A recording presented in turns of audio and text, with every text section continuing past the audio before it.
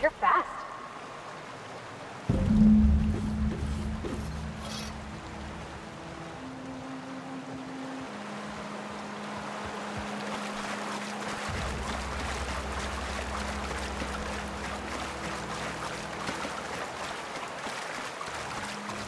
Here they come! Get past that armor! Nice hit!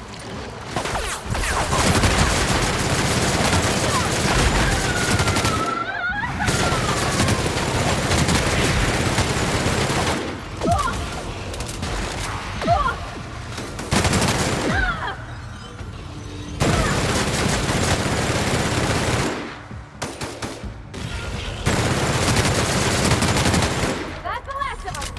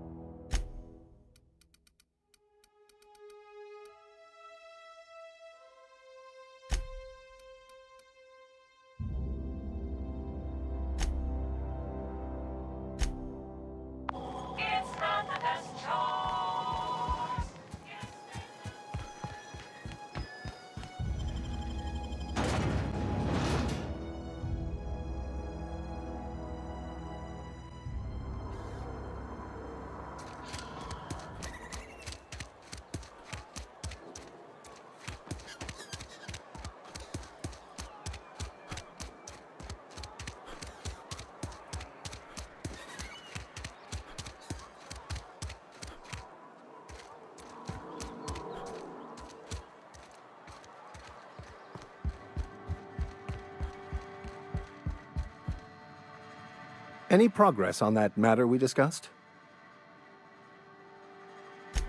Wonderful. This is fantastic. Well worth all the sacrifices I... Wait. What the fuck is this? Is this... French? I can't fucking read French. It's a law-forsaken joke is what it is. French! Ha! I was so high and mighty, preaching to the yokels about following the plan, while fighting it at every turn.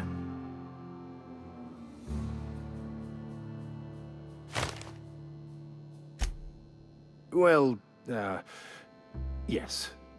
But I assure you, it was not for personal gain, only for the greater good. I've spent my life searching for the keys to unlocking the secrets of the universal equation that underlies the plan. I had hoped this book held some of those answers. I became so desperate, I even got myself assigned to this plague-ridden backwater to find the damn thing. All the time and suffering I've spent. Wasted. Please. As if my life should have no greater meaning than proselytizing to a bunch of feeble-minded wretches. Nothing could be more excruciating than discussing the true nature of reality with people who have no interest beyond their next Aetherwave program. But that's neither here nor there. What I need to do now is to find a translator, obviously. But to do that, I'll first need to secure transport. You have a ship. Perhaps I could make myself of use to your crew.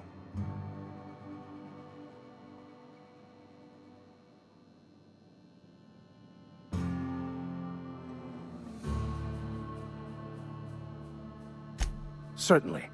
I already gave you most of my money, but I can offer you free spiritual counseling, and I'd be happy to watch your back. I'm pretty handy with a tossball stick, or any blunt instrument really. I'm also a passable gun hand if it comes to that. I can usually talk my way out of conflict, though.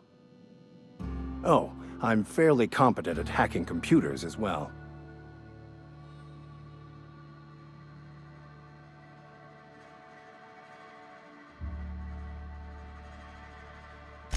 Fantastic. Let me get my things in order and I'll catch up with you. Edgewater's gonna miss you. Folk here always had good things to say about their vicar. Thank you, Ms. Holcomb. I'll be glad for the change of scenery, and to leave this place behind. I shall see you on the ship, Captain, whenever you're ready to leave Emerald Vale.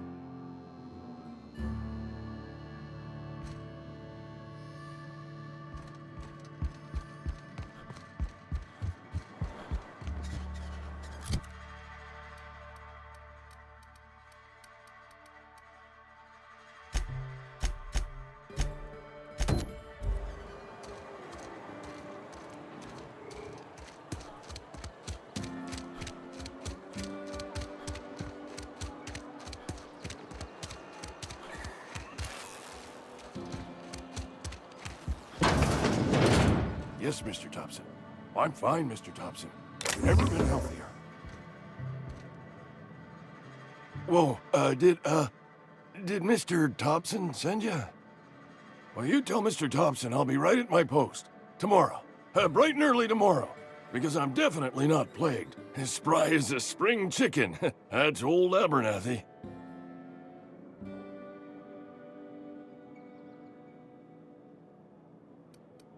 You some sort of wandering alienist? Walking into a man's own domicile, pestering him about his mental state? What? No. I mean, I might be. That depends on who's asking.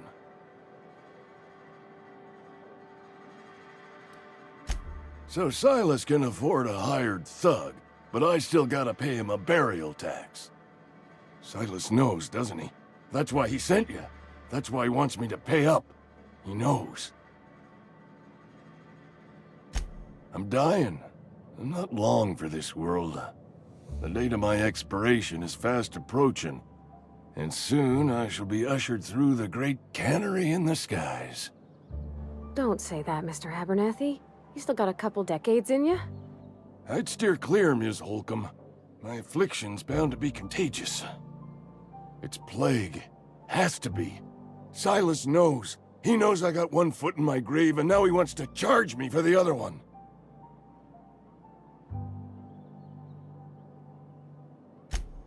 You are? I'll pay your fees. I don't want any trouble from Silas. But if you could see a way to freelance... There's a cache of anthracillin I need you to break in. Nab... You been there already? And you ain't been ground down into marauder meat? Let's see it. Don't keep us waiting. Sweet life-giving nostrum. The first hit's always the best. Scratched together all the bits I had around the domicile. It ain't as much as you deserve, but it's all I got.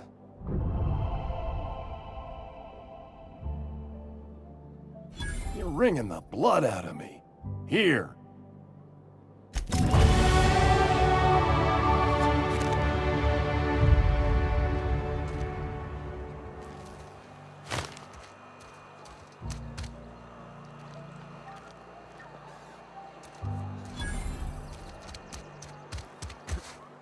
Been eating nothing but salt tuna for a year.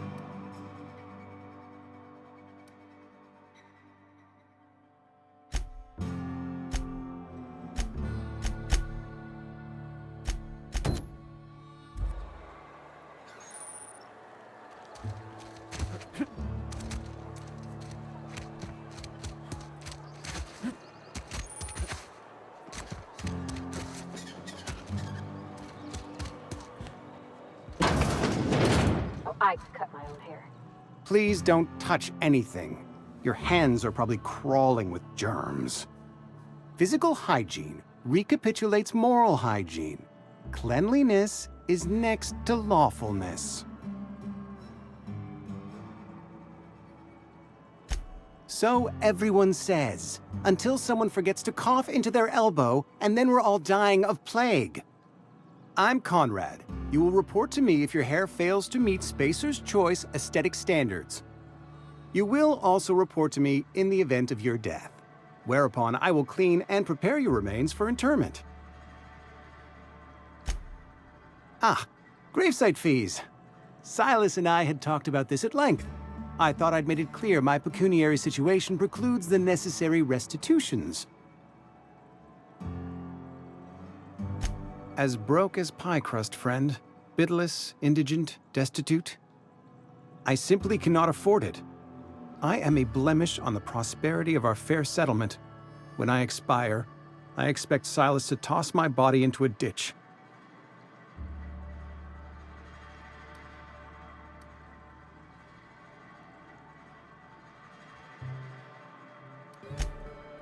I have to be, if only to prepare myself for my inevitable dressing down at the hands of corporate.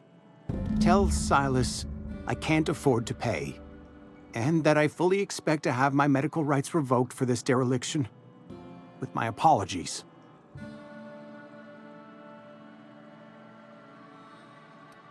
Not a bad idea. But I'd need some kind of collateral. My pair of lucky clippers! No, that won't do. Your idea intrigues me, but I'm afraid I don't have anything to give Silas. I'm open to suggestions.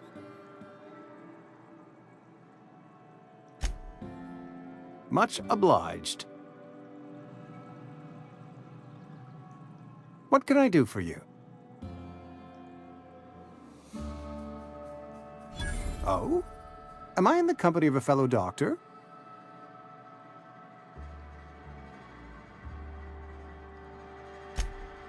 I am a Spacer's Choice certified surgeon, and if you must know, I can stitch a severed thumb with a 58% chance of avoiding gangrene.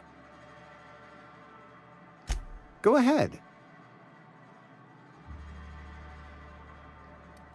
The plague's come at us with a vengeance this year. Lost 6 workers in as many months.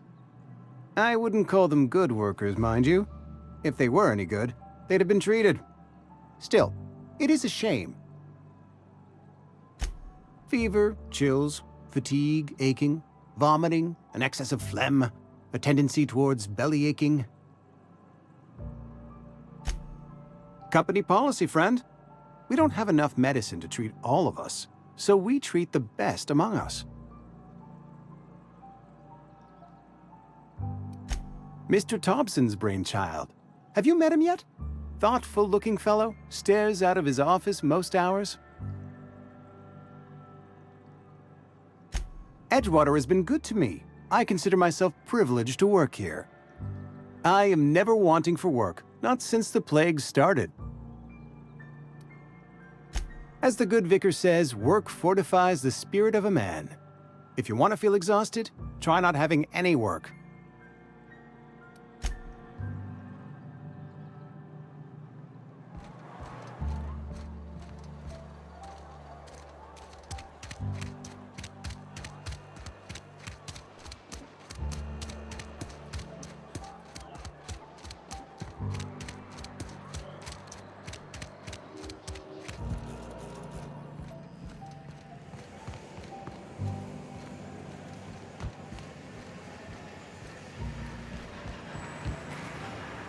You the new worker? Whatever. Make it quick, Tenderfoot. I'm busy. Shit. Silas still on about that. Here, take the fees. I'd appreciate it if you didn't tell Reed I was late on my payment. Because they're not my fees and not my gravesite. Guy I worked with shot himself. I paid the bill. I could do without the sarcasm. Wasn't acting out of the goodness of my heart. Law requires delinquent gravesite fees to be paid by the deceased party's closest living relative, which meant me. Shame, though. Eugene was a good worker. Woke up one morning and put a round through his upper story. Can't imagine why. The kid was doing all right at his desk. We all thought he was an upstanding receptionist. Just between the two of us, I'm pretty shocked his weapon didn't misfire. Spacer's Choice handguns aren't the most reliable. Eugene wasn't family. Yeah, I was the closest living person relative to his... Suicide's a crime. In other words, Ed... Well, excuse you. All I know is I'm just glad to put this whole ugly affair behind.